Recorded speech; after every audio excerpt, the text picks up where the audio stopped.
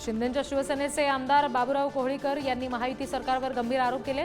माझ्या नांदेडमधील हदगाव हिमायतनगर मतदारसंघात मोहित कंबोज कंत्राट वाटतो असं त्यांनी म्हटलंय। आणखी तपशील घेऊया, प्रतिनिधी आवेश तांदळे आपल्याशी जोडले गेलेत त्यांच्याकडून।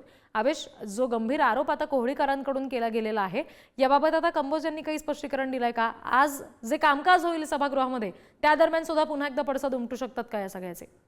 नक्कीच आपल्याला माहित असं बाबूराव कोहळीकर हदगाव हिमायतनगर मतदारसंघातील आमदार आहेत, नूतन आमदार आणि शिंदे शिवसेनेचे आहेत।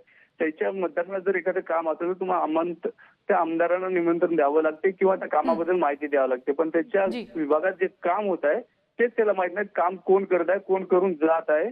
आणि त्यांनी काल अधिवेशनात जे चर्चासत्र दरम्यान त्यांनी व्यक्त केले की बाबा कोणीतरी मोहित कंबोज नावाचा व्यक्ती आहे, ते माझ्या मतदारसंघात येऊन काम करतो आणि मला माहित सुद्धा नसते, आणि किती त्या रस्त्याला असेल त्या कामाला किती निधी देते याची सुद्धा माहिती किंवा बोर्ड लावला नाही जात, असा गंभीर आरोप केला होता। त्यानंतर काँग्रेस प्रदेशाध्यक्ष हर्षवर्धन सपकाळ यांनी एक्सपोज करत भाजप आणि महायुतीवर टीका केली आहे, कारण की महायुतीत मोहित कंबोजचा आका कोण हा सुद्धा त्यांनी एक्सपोज करून प्रश्न विचारला आहे राज्य सरकारला।